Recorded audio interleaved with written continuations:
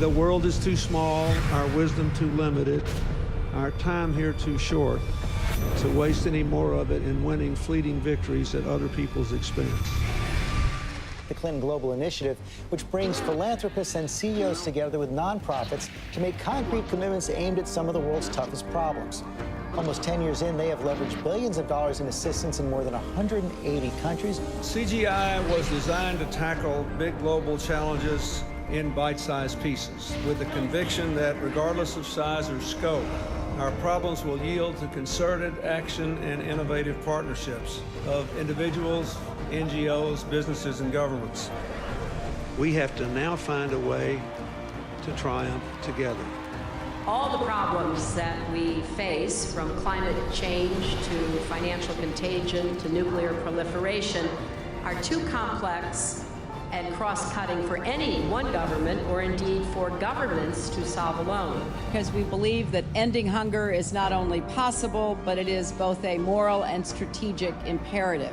Hillary Clinton is trying to shift the spotlight to global warming, the presidential contender unveiling her plans to combat climate change. Together with innovative partners from the public and private sectors, we're working to make homes, universities, and cities more energy efficient. We share a common future, and we are here to find common ground. Women must be empowered. It's classic Bill Clinton, by using his birthday to help the causes he champions, from combating climate change to obesity and even HIV/AIDS. Help bring new dignity and respect to women and girls all over the world. And in so doing, bring new strength and stability to families as well. We are trying to do something no one has ever done before. A new report today claims that the Clinton Foundation gives about 10% of its money that it raises to actual charities and the services that they offer. It has been reported you've made $5 million making speeches. The president's made more than $100 million. Well, if you have no reason to remember, but we came out of the White House not only dead broke, but in debt. 6 years ago, Hillary Clinton was about to become Secretary of State. Barack Obama had nominated her. Everyone knew she was going to be confirmed by the Senate, going to be confirmed easily. But there was a thought, there was a question, there was a doubt out there about a potential conflict of interest. The Clinton Foundation dropping its self-imposed ban on collecting funds from foreign governments and entities. And now the Washington Post reports total contributions to that foundation amount to $2 billion. There's a lot of money sloshing around. Everything is blurred, and it's not good. The questions scream out at me. What in the world happened with the foundation and these ulterior motives and this money and the email server? I'm sorry. Those scream out at me. The amount of schmoozing involved and crossing lines and one person putting money in a foundation and then Clinton getting unbelievable amounts for his speeches, contracts going one way or another, it's not good. I look forward to working with all of you, particularly the appropriators. We have a lot of work to do, and it is such important work that lies ahead.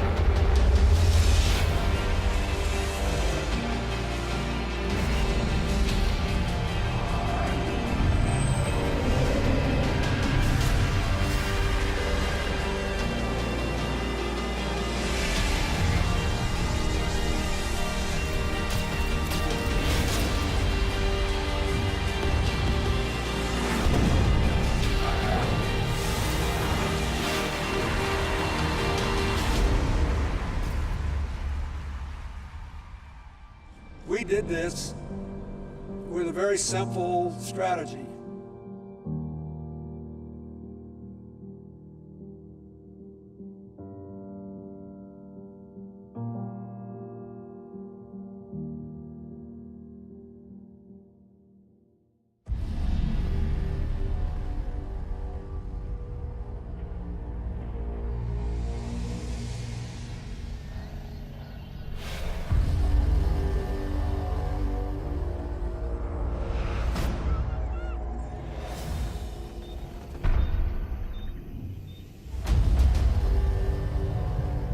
Africa is a continent that has been a chamber of horrors for decades.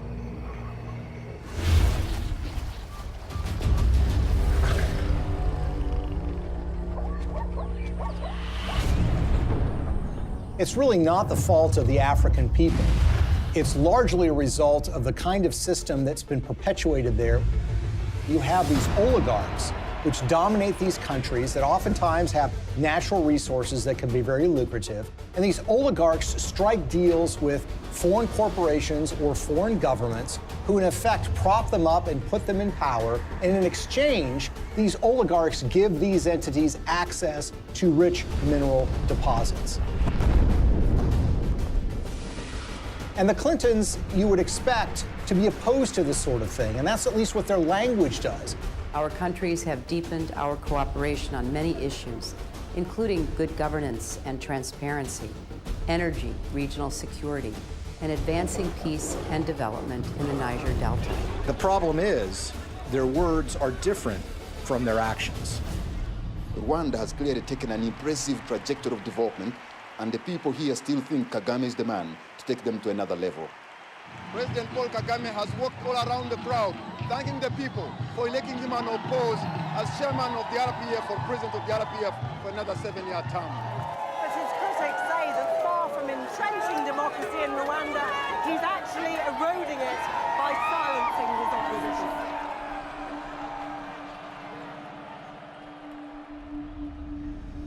Paul Kagame has been praised by Bill Clinton and the Clinton Foundation. But the fact of the matter is Paul Kagame has a terrible human rights record. He's accused of aiding military operations in the neighboring Democratic Republic of Congo, and that actually forced the recruitment of child soldiers. The UN has identified him as being involved in activities that entailed massive human rights violations. The newer opposition parties that have been formed in the last year or two have one by one been silenced or otherwise excluded from the race. And individuals, not only politicians, but even journalists, for example, and other Rwandans who may have views different from those of the government, have found themselves at the receiving end of what has become quite a violent campaign of intimidation. Well, Paul Kagame is a friend of Bill Clinton's. I want to say a special word of appreciation for the leadership of President Kagame. I'm greatly humbled to receive this Clinton Global Citizen Award. He's actually given awards by Bill Clinton for his conduct as the leader of that country, and they regale him as a great military leader. This is the sort of legitimization that we don't want of these kinds of dictators and leaders. That's the kind of legitimization that the Clintons have engaged in. And they've done it in a way that creates commercial opportunities for donors and friends and allies who want to do business in Africa.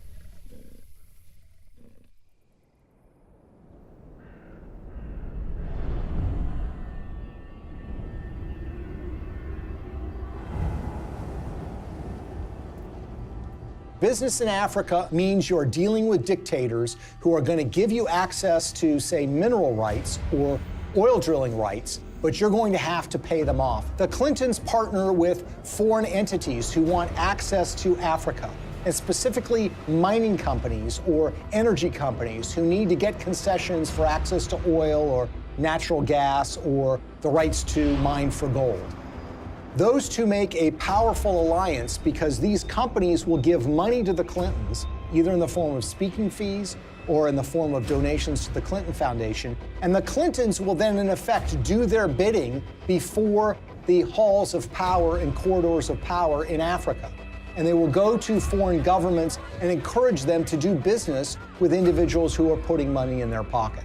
And this leads to some amazing fits of behavior that, in a way, are just reminiscent of 19th century colonialism. A perfect example of this is Ambassador Joe Wilson. Joe Wilson is a longtime friend of the Clintons. In fact, he endorsed Hillary Clinton in the 2008 presidential election. And it was also thought that he might become a senior official in Hillary Clinton's State Department. But the fact of the matter is Joe Wilson was up to something far more nefarious during Hillary Clinton's tenure as Secretary of State. In 2009, shortly after she became Secretary of State, when Wilson was the vice chairman of a company called Jarge Capital, they took out a 50-year lease on 400,000 hectares in South Sudan.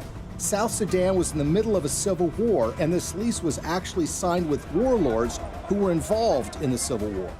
These individuals who were engaged in massive human rights violations, including the massacre of opponent tribes. And basically what Joe Wilson was engaged in was something called investing in sovereignty changes. They were basically cutting deals, lucrative deals, worth potentially hundreds of millions of dollars with these warlords. And the expectation was simple. These warlords would take power, then they would give them access to these lands where they could make huge amounts of money exploring for natural gas, exploring for oil, and for mineral rights. Ambassador Joe Wilson isn't the only Clinton friend and foundation donor who was working in war-torn countries. Swedish mining investor Lucas Lundin has pledged $100 million to the Clinton Foundation. He did that in 2007. And his most lucrative mining operations are in the war-torn country of the Democratic Republic of Congo. This is a country that perhaps has the most horrific human rights situation on the face of the earth. By the time Lucas Lundin made his $100 million pledge to the Clinton Foundation, his Congo operation was making, quote, staggering profits, end quote, according to his own financial statements. His overall capitalization was $20 billion. But for those profits to remain staggering, U.S. policy under Hillary Clinton had to remain unchanged. That's a problem. Hillary Clinton, as a senator back in 2006, supported something called the Congo Relief, Security, and Democracy Promotion Act. As the law's name implied, the goal was to bring reform to Congo. That's not something that Lucas Lundin would want. So in 2009, when Hillary became Secretary of State, she reversed course 180 degrees and went from supporting reform in Congo to supporting the status quo, which is exactly what Lucas Lundin would want, who of course had committed $100 million to the Clinton Foundation. But Congo isn't the only scandal-plagued country where Clinton benefactors have made millions. Africa's most populous nation, Nigeria, is full of promise, but fulfilling that promise is sometimes a struggle. Plagued by corruption and mismanagement, the resource-rich country has a poverty rate of over 50%. Look at a country like Nigeria, which is really a cesspool of corruption. In fact, people will say it is perhaps the most corrupt country in the world.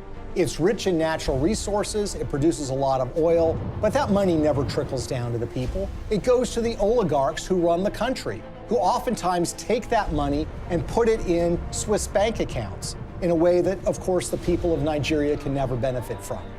And you see, there's a federal law in the United States which says if foreign governments that receive U.S. assistance aren't transparent in how they spend that money, that they will not be able to get U.S. foreign assistance anymore. It's about transparency. But there's a way around that law. You can get a waiver from that law. How? By getting the U.S. Secretary of State to grant you a waiver. We intend to remain very supportive on your reform efforts.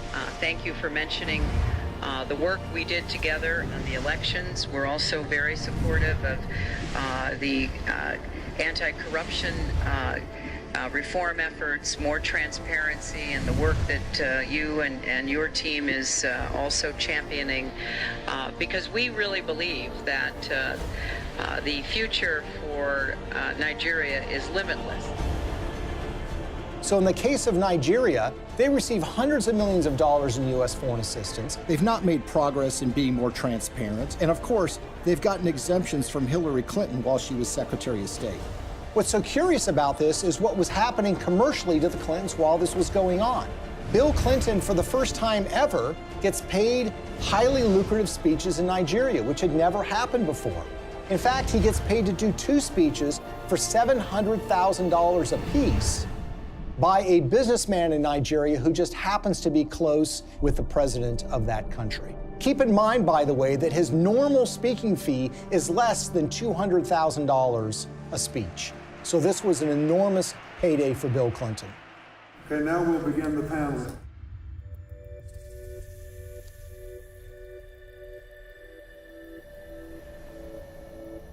One of the pinnacles of power in that country is a gentleman named Gilbert Chagoury. Gilbert Chagoury, who has committed $1 billion to the Clinton Global Initiative, is connected to another individual in the Clinton orbit. That would be Mark Rich, the billionaire who was on the FBI's 10 most wanted list that was suddenly and surprisingly pardoned by Bill Clinton in 2001. Mark Rich, you might recall, is somebody who was trading oil with the Ayatollah Khomeini of Iran at the same time that the Ayatollah was holding 50 Americans hostage. He also had a long history of busting UN sanctions by trading oil with the apartheid regime in South Africa and a whole host of other nefarious governments. Well, Gilbert Chagoury, the high Clinton donor, was business partners with Mark Rich. Together, they sopped up oil assets in Nigeria and sold them on the oil market for the benefit of a corrupt individual who was leading Nigeria at the time, named General Abacha. Abacha smuggled, by some estimates, $4 to $8 billion out of the country and put them in European bank accounts. Gilbert Chagoury was indicted and convicted in Europe for helping him to do that. He was charged for aiding and abetting a criminal enterprise and on money laundering charges. And the suffering that ends up being done here is by the people of Nigeria, who see their leadership getting a pass from the United States. The elites in those countries are getting rich, the Clintons are getting rich, and the money somehow never trickles down to the people of Nigeria. Sadly, this theme of resources not trickling down to those most in need is a common one when it comes to the Clintons.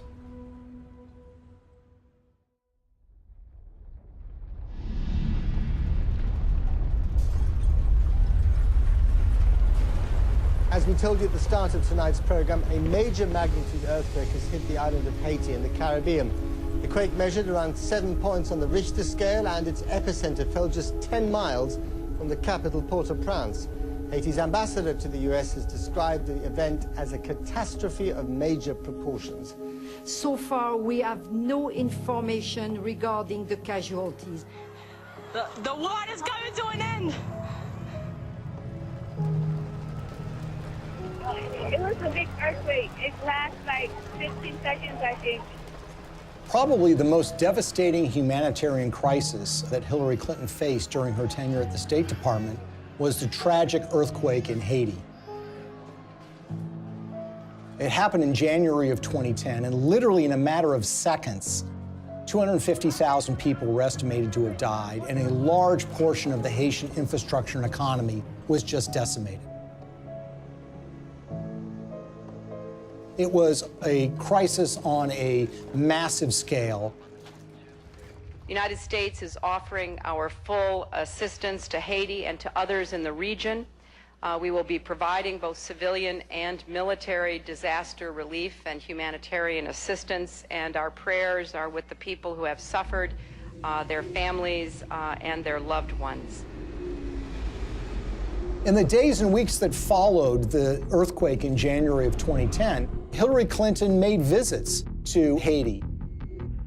And here's the latest on Haiti. U.S. Secretary of State Hillary Clinton arrived in Port-au-Prince just about an hour ago. She is the highest-ranking U.S. official in Haiti right now since Tuesday's earthquake. She's meeting with Haitian leaders and international officials to discuss the rescue and relief efforts. In fact, on her first visit, which occurred days after the earthquake, they literally had to stop traffic going in to the airport at Port-au-Prince. There, of course, were relief supplies that were being flown in, but that traffic was stopped so the Secretary of State could come and assess the damage. There is a perception, and there have been complaints or reports of bottlenecks, that there's a lot of aid coming in, but it's very hard to get it out to the people who need it. That's just not true. The aid is coming in, we're getting it out, there's just not enough of it yet. She flew in with her political aides on a large federal airplane. She landed at the airport. She made a large press conference, made statements about her commitment to rebuilding this country, and then she was soon whisked away, headed back to Washington, D.C. Theirs is a city in ruins, a country which can do little but wait for help to arrive. The international community responded in the way that you would expect it to. That is, large amounts of money were committed, up to $13 billion from international relief organizations. And of course, you had the official role of the State Department, which would be point on U.S. taxpayer dollars going to Haiti for the purposes of relief. I want to assure the people of Haiti that the United States is a friend, a partner, and a supporter. Hillary Clinton's State Department would oversee the reconstruction effort, with Chief of Staff Cheryl Mills responsible for the allocation of U.S. tax dollars through USAID. And Bill Clinton, already appointed Special Envoy to Haiti for the United Nations, was named co-chair of the Interim Haiti Recovery Commission, along with a former Haitian Prime Minister. I hope that it will be rebuilt in a much stronger and more sustainable way, and I think the Haitians want that. So this was clearly a Clinton operation from the beginning. Now, the Haitians had their own ideas about how best to rebuild their country. They wanted new roads. They wanted buildings rebuilt. And that's what you would expect. This is how you recover from an earthquake. The problem is that the Clintons had their own agenda, the interests of major donors who had a vested interest in spending that money in Haiti in ways that would benefit them. And so you immediately had this clash between the Haitians and the Clintons. And Haitians complained almost immediately that they were shut out of the decision-making process, that it was really Bill Clinton and a few of his friends that were calling the shots in the IHRC. And they made some monumentally bad decisions that not only didn't benefit the Haitian people, but ended up putting money in the pockets of major Clinton donors who had economic stakes in Haiti. We have been united behind a single goal: making investments in this country's people and your infrastructure. So it's a classic example of what some people call disaster capitalism. Disaster capitalism in that a natural disaster creates opportunities for rebuilding to take place, but also for self-enrichment to take place. And if you look at the Clintons and the promises that were made and the results that actually followed, it is a tragic story of crony capitalism gone awry.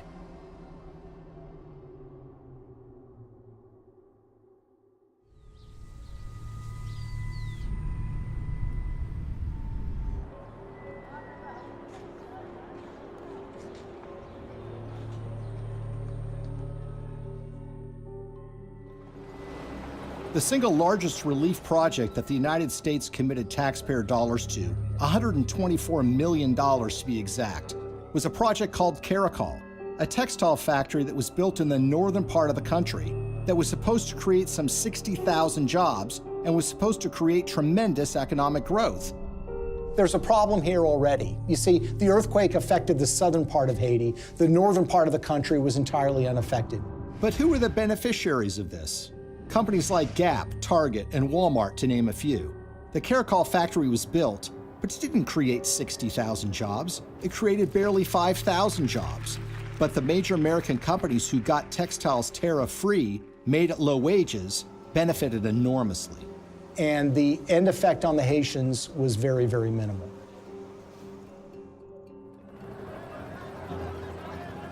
If you look at some of the infrastructure projects that were undertaken, the Clintons had very grand plans to build large tracts of homes, and there were contractors that were selected for those projects. Sometimes the contractors had experience, sometimes they did not. There's one company in Florida that spent $1 million getting equipment into Haiti. They had experience in disaster relief, but according to the owners of that company, they only made a small donation to the Clinton Foundation. And guess what? They didn't get any relief contracts. On the other hand, the contractors who did win the awards were given the opportunity to build homes, and in some instances were supposed to build tens of thousands of homes for Haitians. They ended up building a fraction of that. For instance, the New Settlements program was supposed to build 15,000 homes for $53 million. Instead, it built 2,600 homes, less than a quarter of the original estimate, for $90 million, or $47 million over budget. And they got away with it. So you had contracts going to these relief organizations that were also involved with the Clinton Global Initiative. And you had this one organization, Dahlberg, that was supposed to do an assessment for relocating people that suffered from the earthquake. They determined that people should be moved to a site that happened to be on a cliff that was highly unstable. USAID's Inspector General reviewed Dahlberg's recommendations and found them basically unusable. One member of the USAID shelter team was quoted by Rolling Stone magazine as saying that the recommendations were so bad, it looked like the team never even got out of their SUVs. Another person said that only one of the people that was sent to Haiti by Dahlberg actually spoke French.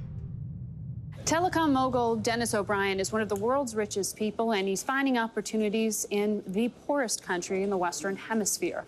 The Irish billionaire is the largest private investor in Haiti through his company Digicel, and he's now leading the Clinton Global Initiative efforts down in Haiti. Probably no one came out better in the Haitian reconstruction effort than an Irish billionaire named Dennis O'Brien. He was a Clinton Foundation donor, giving them between $5 and $10 million.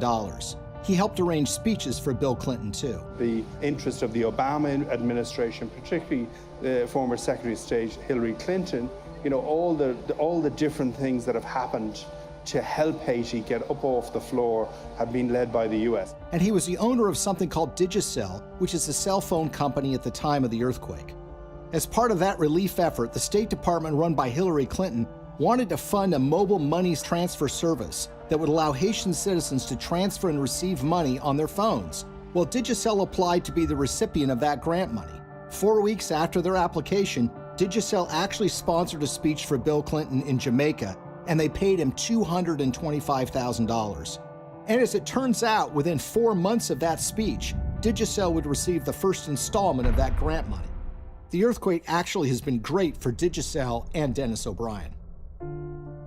More than 4 years since a magnitude 7.0 earthquake devastated Haiti, and outrage there is growing over the largely failed reconstruction effort, despite the hundreds of millions of dollars in aid that has been collected and spent by the IHRC, the Interim Haiti Recovery Commission.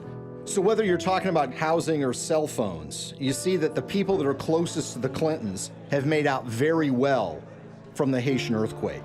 The rest of the country, the ordinary people of Haiti, not so much. Haitian activists staged a protest outside Hillary Clinton's Manhattan office.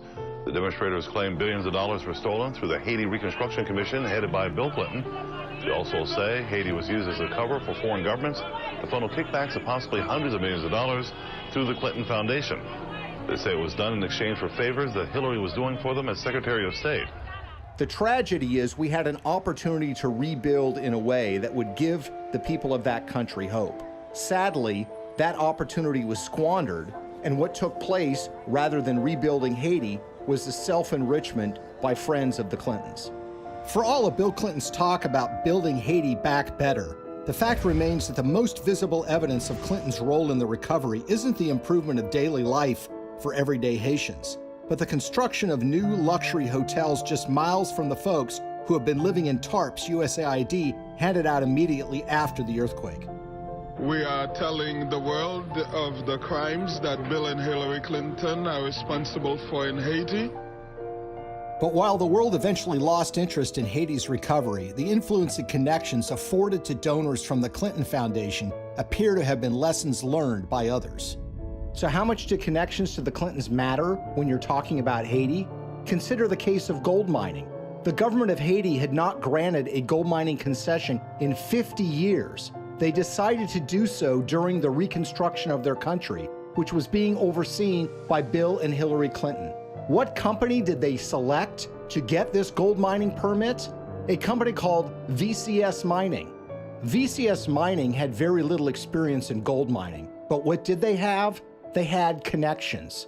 Shortly after they got that concession, someone joined their board of directors. It just happened to be Tony Rodham, brother of Hillary Rodham Clinton. It was a true disaster that followed the earthquake, which was the natural disaster. This was the man-made Clinton-caused disaster in relief that led to the wasting of enormous sums of money, the enrichment of elites that were friends with the Clintons, and the Haitians were left in a situation where their life was really not much better than it was the day after the earthquake happened.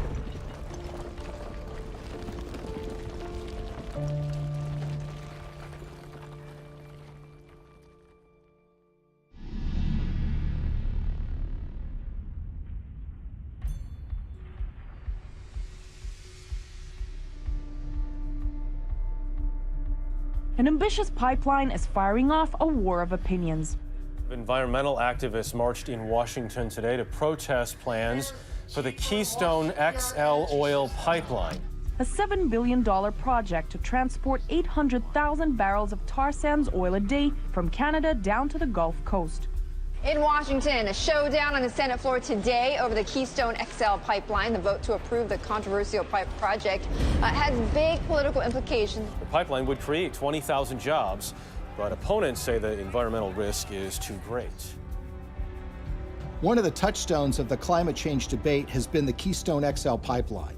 It's designed to carry oil from Canada through the United States to refineries in Louisiana and in Texas.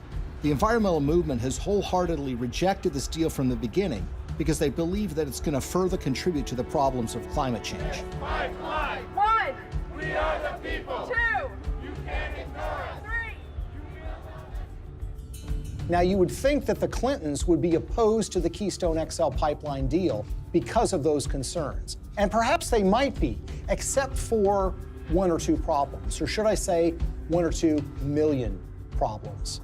You see, when Hillary Clinton became Secretary of State in late 2008, there was already an issue related to the Keystone XL pipeline sitting on her desk. She was going to have to sign an environmental and economic impact statement and decide whether the Keystone XL pipeline should go forward.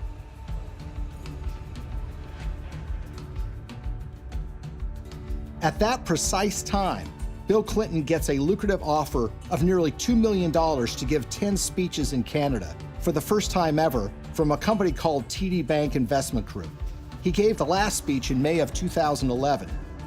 3 months later, Hillary's State Department releases an environmental impact statement that was seen as largely supportive of the Keystone XL pipeline in a way that was massively controversial.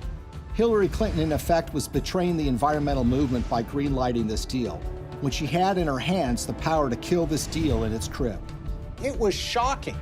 Organizations like Greenpeace and Friends of the Earth were stunned.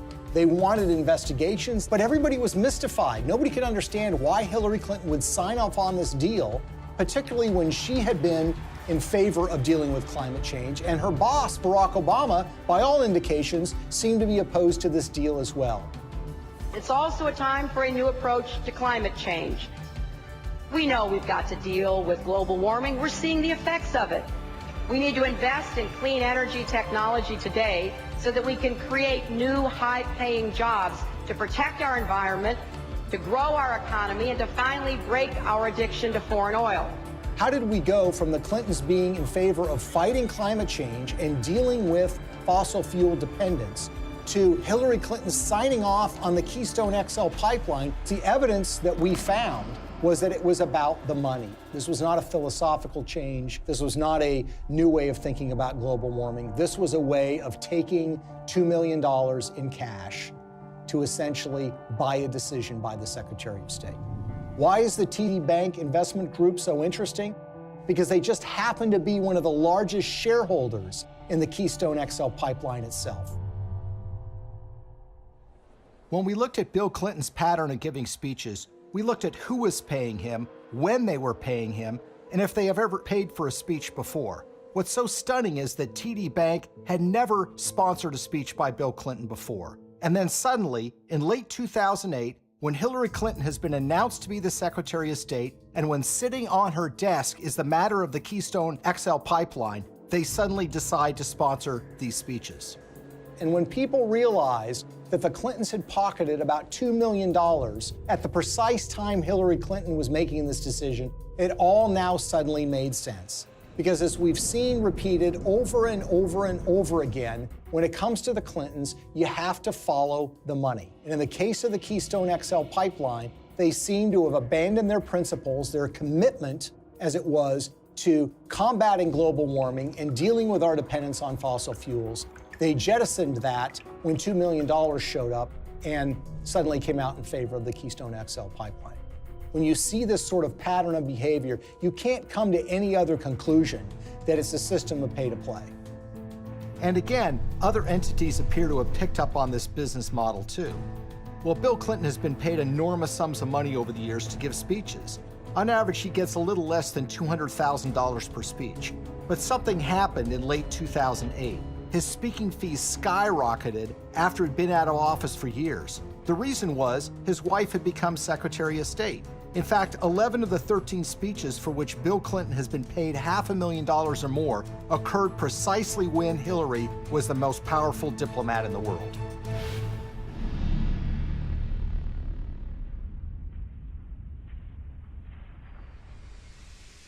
You will never contribute to an organization that will give you a higher probability of having your good intentions turn into real positive changes in other people's lives. That will give you a better chance than what you've done here tonight.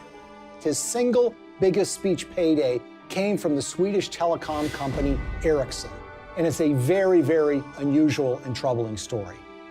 Now, Ericsson is a Swedish telecom company that in 2009 and 2010 was in trouble with Hillary Clinton's State Department because Ericsson was selling a lot of telecom equipment to Iran, to Belarus, and to other oppressive governments, about which the State Department was concerned. Ericsson risked being put on a list by the federal government in the United States for trading with an enemy state. There was actually an effort being put forward in Washington to broaden Iranian sanctions to include the very technologies that Ericsson was selling to the Iranian government. So it's against this background that Ericsson decided now might be a good time to hire Bill Clinton to give a speech.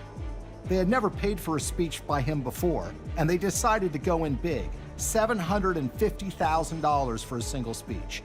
7 days after he gave that speech, Hillary's State Department came out with a statement which said, "We are not going to broaden sanctions on Iran to include technologies like telecom. We're going to rely and expect companies like Ericsson to police themselves." It was a massive win for Ericsson. Ericsson was able to avoid having to deal with a regulatory battle in Washington, giving up contracts that were highly lucrative in these countries, and being put on a list that would create an enormous diplomatic problem for them, all because essentially they paid Bill Clinton to give a speech for $750,000. Will you continue to give speeches? Oh, yeah. I got to pay our bills.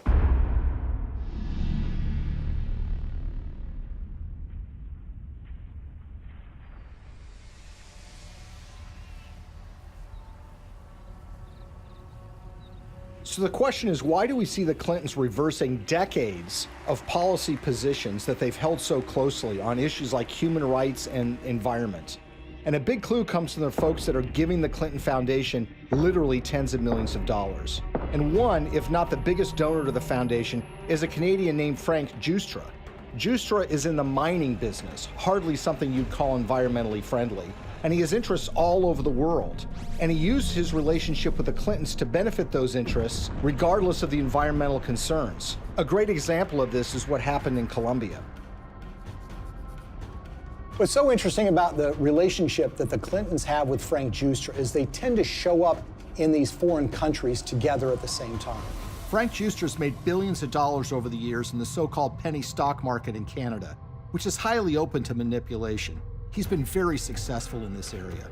Now, the Vancouver Stock Exchange is not like the New York Stock Exchange in the United States. This is a stock market or an exchange that is dominated by penny stocks, made up of a lot of natural resources stocks. It's sort of the wild, wild west of investing. It's called Dodge City sometimes. And the reason is because there's a lot of speculators, there's a lot of misinformation that's put around, and there are a lot of mining companies that don't really have any assets, but will proclaim to have gotten the rights to some lucrative gold mine, let's say, and then they send that news out to the public in the hope that it will lead to a flood of people buying the penny stock so the shareholders can sell their assets.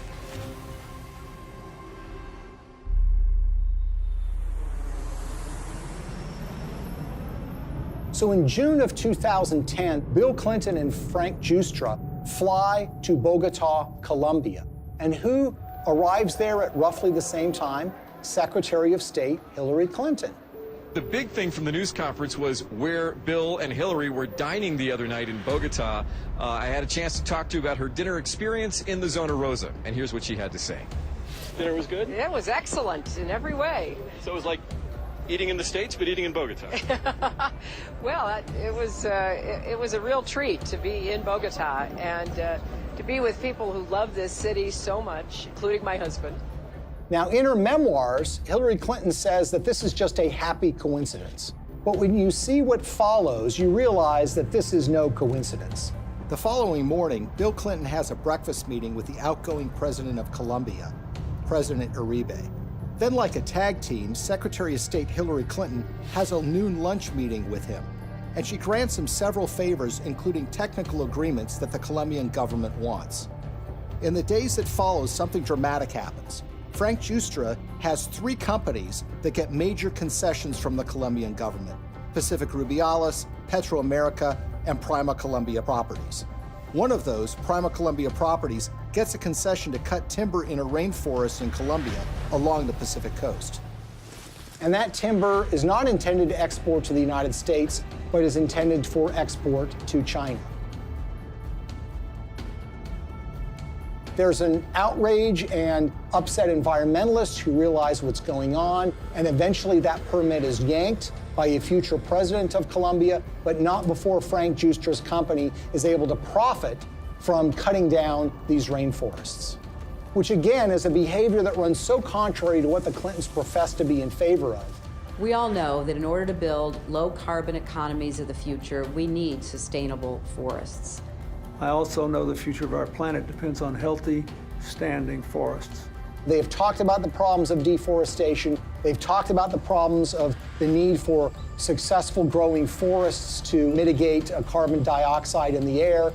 And yet, when this commercial opportunity was presented to a major donor of theirs, they seemed to be very much supportive of that and, in fact, helped to get him those concessions. He deserves the credit for this. This was his idea, not mine, and he raised the money. And it's an astonishing achievement.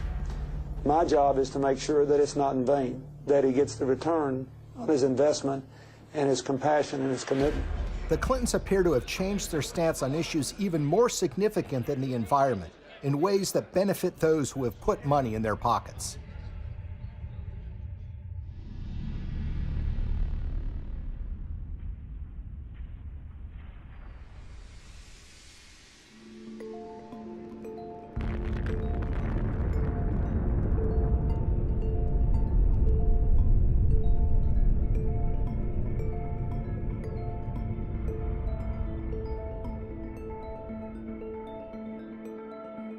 I represent a president and a country committed to a vision of a world without nuclear weapons and to taking the concrete steps necessary that will help us get there. The Indian nuclear deal, I think, is so troubling because this is a core national security issue. One of the signature achievements in foreign policy for Bill Clinton was pushing the Test Ban Treaty and the Non-Proliferation Treaty. Today in New York, the United Nations General Assembly voted overwhelmingly to adopt the Comprehensive Nuclear Test Ban Treaty and open it for signature later this month. The NPT has been sort of the holy grail when it comes to nuclear disarmament, something that the Clintons have been supportive of, not just for years, but for decades. That was all thrown asunder in 1998 when the Indian government tested nuclear weapons underground. India's action threatens the stability of Asia and challenges the firm international consensus to stop all nuclear testing. These were tests that truly shocked the world. Even the CIA was not aware that these tests were about to take place. Clinton's reaction was volcanic. He felt betrayed by the Indian government, and as a result, he imposed sanctions on India, essentially saying, you're not going to get access to U.S. nuclear technology until you sign the NPT, the Non-Proliferation Treaty. In 2005, the Indian government wanted to get these sanctions lifted. Not only do they have an interest in expanding their civilian nuclear base, they live in a neighborhood where some pretty tough customers and rivals have nuclear weapons themselves. First of all, you've got Pakistan, which is right next door, which is widely believed to have nuclear weapons. And then you have China, a longtime rival of India, which has a nuclear arsenal. The Clintons said that they were in favor of giving the Indian government some access, but the problem is it didn't go nearly as far as the Indian government wanted. So in 2005, they started making donations to the Clinton Foundation. This morning, yet another shady donation to the Clinton Foundation has surfaced, this time tied to a donor from India, apparently a friend of Bill Clinton. We're talking about tens of millions of dollars from Indian interests flowing into the Clinton Foundation. And we're talking about at least hundreds of thousands, if not millions of dollars in speeches that Bill Clinton was paid by interested parties in the Indian nuclear deal. Amar Singh, according to Clinton disclosures, has given between $1 and $5 million to the Clinton Foundation in the push to get them to support Indian access to nuclear technology.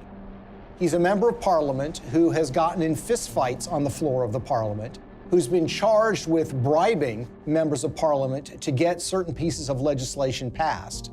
You see, the problem is when you ask Amar Singh, he says it wasn't my money.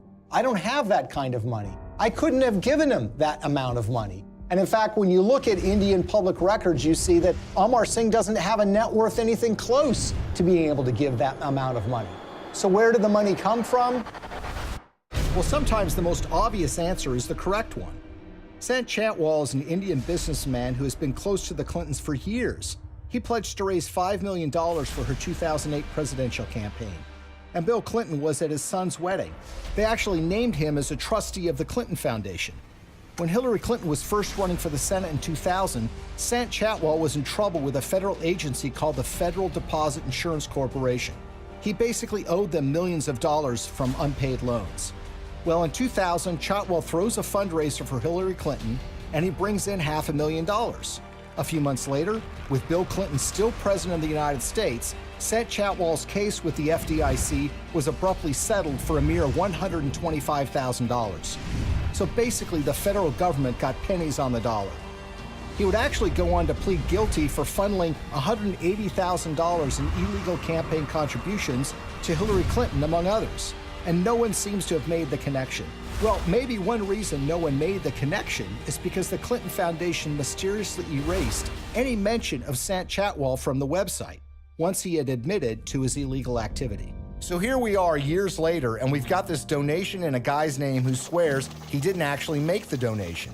And you've got this longtime Clinton benefactor who actually gets the highest civilian award in India because of his role in changing Hillary Clinton's mind on this nuke deal. Sant Chantwal says he's worked with everybody and even laid the foundation of the Indo-US nuclear deal. So the Indian government says that they've given you this award for your role in pushing the Indo-US nuclear deal forward. How exactly would you describe the role you played in this? Well, I can tell you Indian nuclear power deal. If you look at it, I'm the first one. I laid the foundation. On the eve of the vote in 2008 to approve Indian access to U.S. civilian nuclear technology, Amar Singh, who barely knows Hillary Clinton, had a 2-hour meeting with her where they discussed the Indian nuclear deal. Amar Singh says that the dinner meeting resulted in her telling him that she was supportive of the deal and that she was making efforts to make sure that the deal did get through. And lo and behold, by 2008, Hillary Clinton was fully in support and in favor of this policy in a way that was a complete reversal of the position that she had taken before. In other words, the flow of money had led the Clintons to change their positions on the Non-Proliferation Treaty, and specifically, India getting access to U.S. nuclear technology. This was a decision that was wholly out of step, wholly inconsistent with a progressive liberal agenda. Hillary Clinton made a decision of reversing her previous position after the flow of funds to the Clinton Foundation, and her husband gave some speeches in India. But this wouldn't be the last time Hillary reversed herself regarding nuclear weapons technology. Shockingly, Bill and Hillary would end up receiving money from folks that were looking to make something happen a lot closer to home.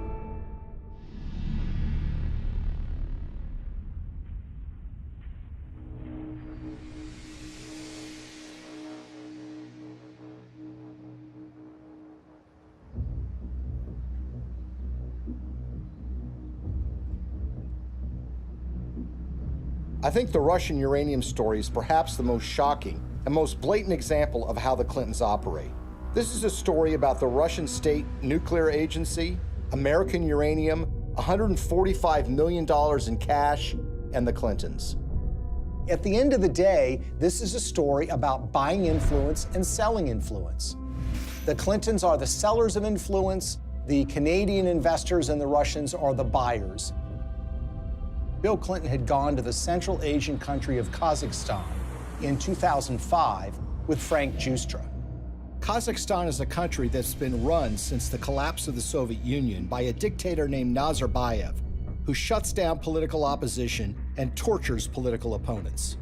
The ostensible purpose of the visit to Kazakhstan by Bill Clinton was to talk with Nazarbayev about AIDS, HIV. The problem is Kazakhstan really does not have an AIDS, HIV problem. So that explanation really doesn't make sense. What makes far more sense is that Frank Giustra wanted access to very lucrative Kazakh uranium mines. Kazakhstan is one of the largest producers of uranium in the world. Bill Clinton arrives there with Frank Giustra, and they have a series of meetings with Kazakh officials. There's a press conference where Bill Clinton stands with the dictator of Kazakhstan and he praises the human rights record. He praises that elections are being held in the country, and he even says that Kazakhstan should head up something called the OSCE, which is the Organization for Security and Cooperation in Europe. Think about that for a second. Bill Clinton is saying that a known human rights violator who's been condemned by human rights organizations around the world should head up a human rights organization. They go from a press conference to a dinner where Frank Giustra, Nazarbayev, the dictator of Kazakhstan, and Bill Clinton meet and talk. Well, 2 days after that meeting, Frank Giustra finally gets his uranium concessions worth hundreds of millions of dollars. A couple of weeks after that, Bill Clinton gets his $30 million from Frank Giustra, the first payment in what will become more than $100 million in pledges and commitments and donations made by Frank Giustra. So it's really, in a way, a simple story in that they all are walking away from the table with something that they want. Nazarbayev is getting the legitimacy of an ex-president, saying what a nice and kind leader he is. Frank Giustra gets his uranium concession, and Bill Clinton and his foundation get cold, hard cash. Now let's move to chapter 2 of this story, which is even more sinister. You see, the international uranium market is very competitive. The Kremlin sees dominance and control of the uranium market as a source of national power. Frank Giustra takes that uranium concession he got in Kazakhstan and puts it into a company in a so-called reverse merger, which was one way for a private company to go public to form something called Uranium One. It's a company traded on the stock market in Canada, and they start acquiring uranium concessions in places like Wyoming, Texas, New Mexico, and Utah. And by 2009, they have what is expected to be 50% of future uranium production in the United States. This gets the interest of Vladimir Putin and the Russian government. And in fact, there are State Department cables that were leaked through WikiLeaks, which show that Hillary was aware of the fact that the Russians took great care to try to dominate the international uranium market. Well, the Russians want to buy this asset, and they offer a 40% overprice on the share of the stock. And for this transaction to go through, it has to be approved by the U.S. federal government. Why? Because uranium is regarded as a critical industry in the United States. After all, this is used for our civilian nuclear reactors and goes into nuclear weapons. So it goes before the federal government where it needs to be signed off by a series of federal agencies, including the Secretary of State, Hillary Clinton. As Hillary Clinton is contemplating this, shareholders in Uranium One, including Frank Giustra, have sent more than $145 million to the Clinton Foundation. The chairman of that company at the precise time is a guy named Ian Telfer, who is also making donations to the Clinton Foundation, as is Frank Holmes, who is another major Uranium One shareholder.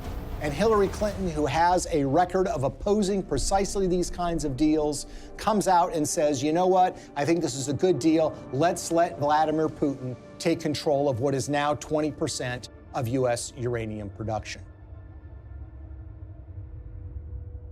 Bill Clinton and Hillary Clinton are the only figures in American politics who are willing to do this deal and who could actually pull it off. because they had a reputation that runs so contrary to what they're doing. I mean, this is what the Clinton Foundation does, right? This is what they talk about politically, their support for human rights, their concerns about proliferation, their concerns about issues related to Russian aggression. There's no doubt that when Putin came back in and said he was going to be president, that did change the relationship. We have to stand up to his bullying. And what's so interesting when you consider this uranium deal are the actions of a small Canadian investment firm called Salida Capital. Salida Capital, in 2010, as this deal was going down, committed to give millions of dollars to the Clinton Foundation, and they also sponsored a speech by Bill Clinton in Canada. Salida Capital is also the name of a wholly owned subsidiary of Rosatom. Who is Rosatom? Well, this is the government agency in Russia that controls their nuclear arsenal, that built nuclear reactors in Iran, and engages in nuclear technology exchanges with rogue countries like North Korea. What this means, in essence, is that the Russian government, specifically Rosatom, was funneling money through a subsidiary directly to the Clinton Foundation. But the payday didn't end there. 4 months before Hillary Clinton's State Department would sign off on the Russian purchase of uranium-1, Bill Clinton got paid $500,000 to give a single speech in Moscow. He was being paid by a firm called Renaissance Capital, which has a long history of association with Russian intelligence services. What makes this speech stand out is not only the timing of when he's being paid, but the amount that he's being paid. You see, the last time Bill Clinton gave a speech in Russia was 5 years earlier. At that time, he was paid about 1/3 of what he was being paid this time. Why is Russian control of 20% of U.S. uranium so troubling?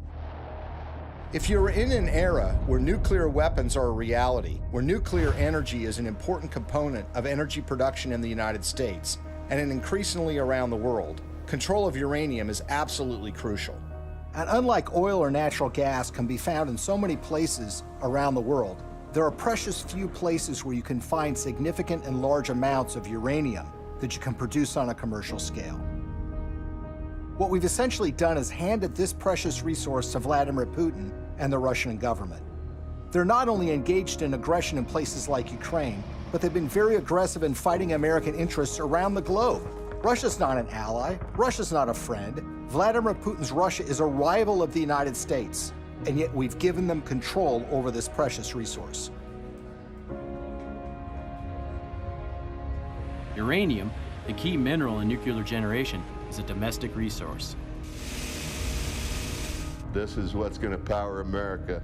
I think a lot of people in Middle America would be surprised to know that the Russian government is doing business in places like Colorado or Wyoming or Utah.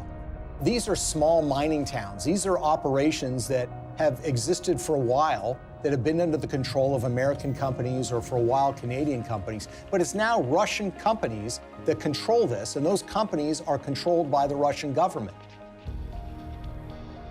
Having read through the archives of the KGB, the files that they have been released, I can tell you that they look at the United States as weak and ineffectual.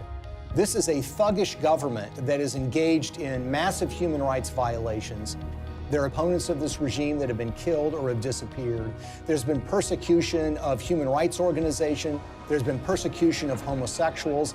And it's shocking and stunning to me that there has not been more attention focused to this fact, that we have given this critical resource to somebody who is engaged in so much nefarious behavior. Greetings from Washington. I want to thank all of you for your work to root out corruption that weakens economic development, feeds black markets and organized crime, and undermines the promise of democracy. As we work together to eradicate corruption in our own countries, we should also maintain the highest standards of transparency and accountability in our development efforts around the world.